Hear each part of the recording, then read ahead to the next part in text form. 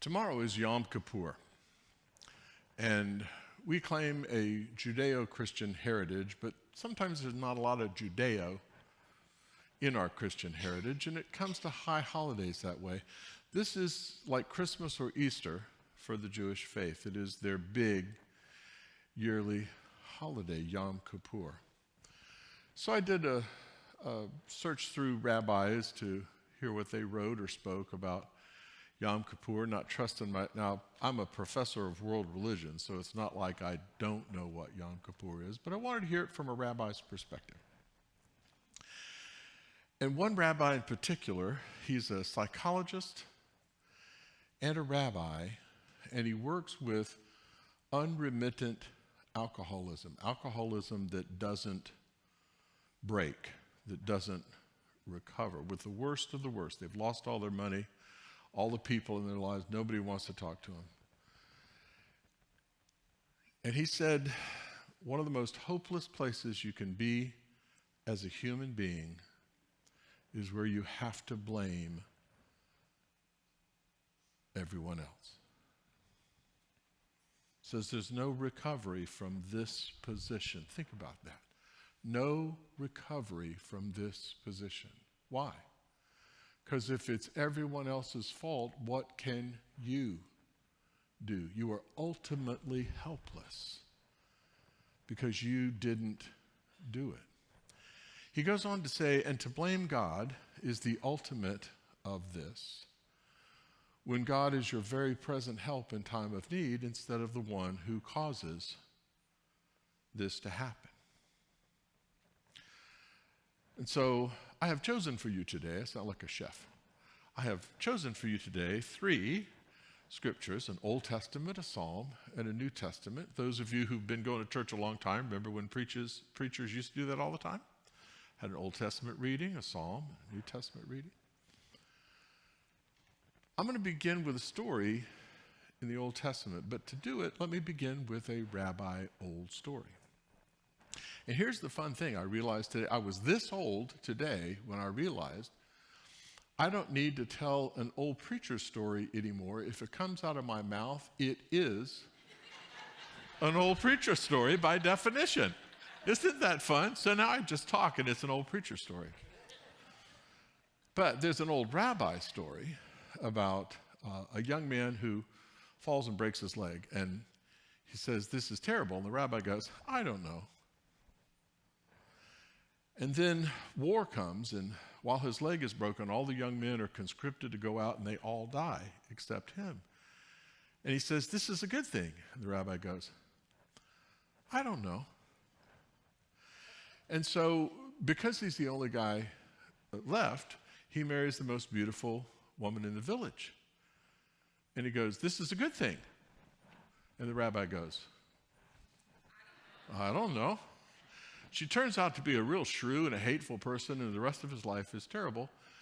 And he says, this is a bad thing. And what does the rabbi say? What is God going to do with it? What's going to come out of this, whether it's good or whether it's bad? Let's take that old rabbi perspective and go into the first scripture. See, I told you I was going to do it backwards. So let's go to the first scripture, looking at what is God going to do with this. Is it good or is it bad? And we don't know because we can't see that far. So, you know the story of Joseph, to remind you about your old Sunday school days? Abraham, Isaac, Jacob, Joseph. We're about that far into Genesis. Joseph has 12 brothers. They hate him because the dad says he's the favorite. Way to go, Dad. This one's my favorite. That's going to set everybody up to play well together. So they hate him and they throw him down a well. They tear his coat up, send it back to Dad saying, he died. Then they sell him into slavery.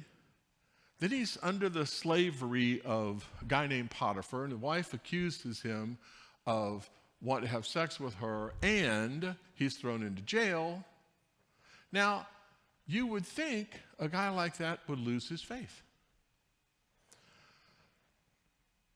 But a greater question the rabbi would ask is, what is God going to do with this? And so in the telling of the story, the author has it like this. But Joseph said to them, do not be afraid, for am I in the place of God? That's an old Jewish way of saying, am I going to judge you?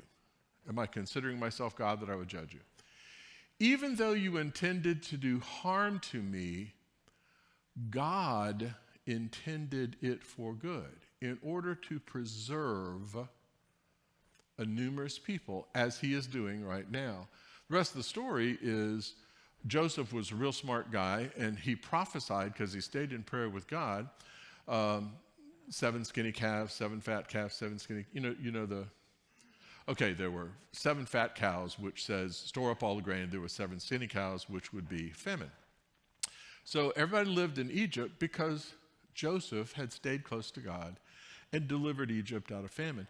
More than that, he forgave his family and loved them. And in the end, it's a beautiful story of reconciliation and love. And I ask you this old rabbi question, because Yom Kippur is tomorrow.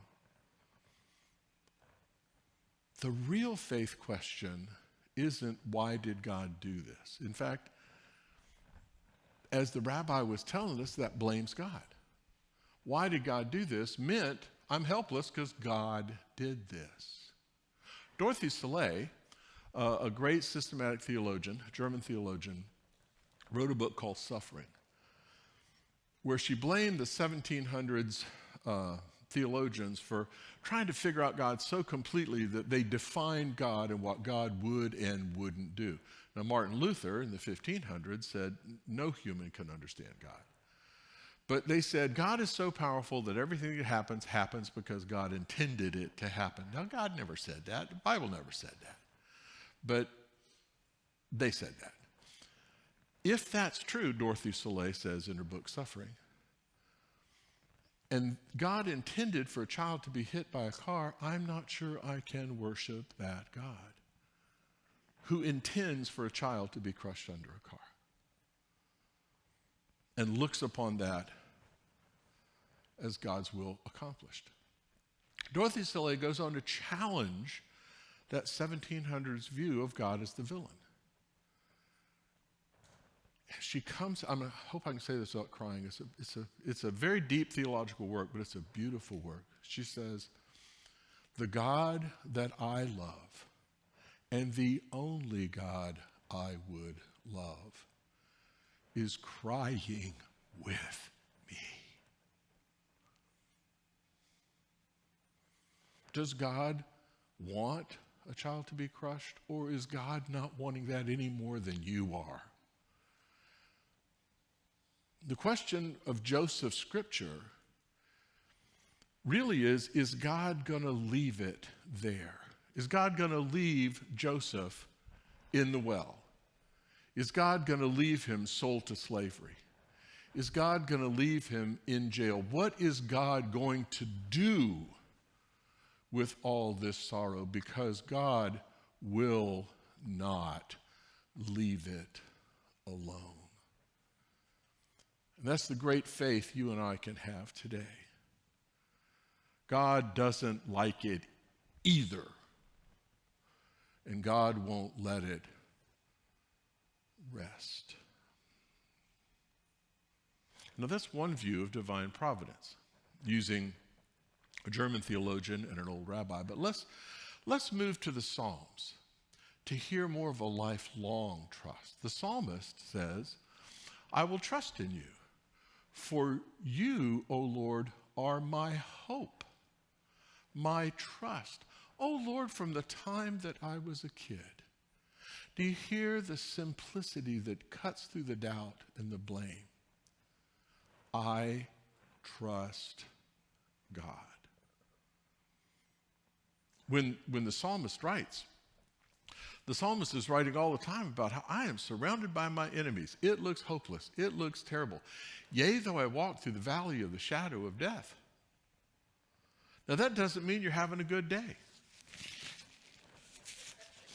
A person who's walking through the valley of the shadow of death, it means my enemies are in high places on both sides of me and have the advantage coming down the valley. That is not a good time, or place. Yea, though I'm there, I will fear no evil. Why? For thou art with me. It doesn't say you're going to take away the enemies. It doesn't say you're going to take away where I am or what's going on. But you're not going to have me face this alone. And in that, I trust you. I trust you, God. I have trusted you since I was a child. If you can't hear the first point, if you can't hear the what is God going to do with all this, you can trust. Hear the second one. Trust. God has loved you since you were a kid, and God is trustable in your life. In the midst of the bad things, not the cause of the bad things. Listen to Dorothy Soleil. Not the cause of the bad things, but in the midst of the bad things, God will not leave you alone. Which leads us to the gospel. Let's read some New Testament. We know that this causes all kinds of problems for people. This scripture gets people in such trouble. That all things work together for good, and then it has these conditions for those who love God and for those who are called according to his purpose. And God save us from Christians giving bad advice and being uppity and self-righteous. Why is this happening to you? Well, things go good for people who love God and who are living according to his purpose. So, there. Obviously, you're not holding your mouth right in life. And then if they're really crummy Christians, they go ahead to tell them how they're not doing it right. God save us from self-righteousness. Telling people who are suffering why they're suffering. Like Well, yeah. Karma, Goes around, comes around, jerk. Do me a favor. If you feel that coming on, leave. I would rather you not be there than bring comforting words of self-righteousness and judgment. All things work for good for those who live God, who live according to his purpose. I have lived according to his purposes. I gave my life to Christ at 12 years old. I have lived nothing but for Christ. I gave my profession to Christ. And yet sorrow has and does hit me like a sledgehammer. I have been betrayed. I've been broken. I've been hurt. To say bad things won't happen to you if you love God just isn't biblical. And so if we lose our faith because something bad happens, it's like a hiker with a compass who, when he sprains his ankle on the trail, takes the compass and crashes it on the rock, saying, "You led me here." Well, what does he need now to get out of the forest? It would be good to know where north is and where town is and where, a 24-hour clinic might be.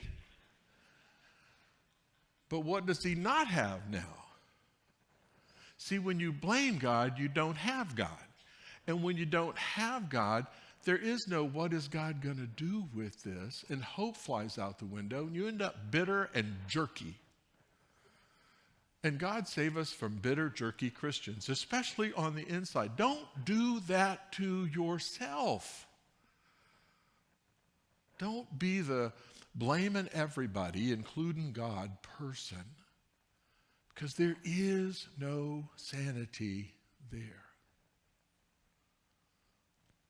The valley is a time to reach out, to trust, to have faith that your God will not leave you there. And though it hurts like the dickens, it's not the end of the story. That's what resurrection is. Resurrection is Jesus saying, no matter what this life does to you, it is not the end of the story. I am the end of the story. and I will stand with you at the end of time so that all screw-ups you did, I'm going to be right beside you saying, yeah, Lord, I know he did all that. Whew. But I love him.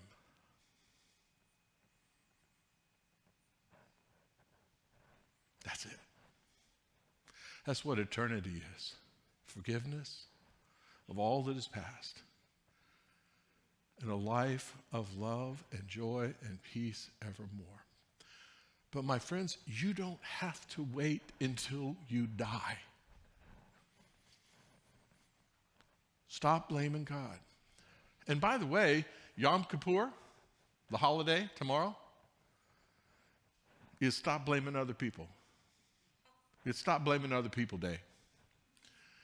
It's saying, that one's on me. I did it. I'm the cause. I'm the fault. Say to God, God, I'm sorry.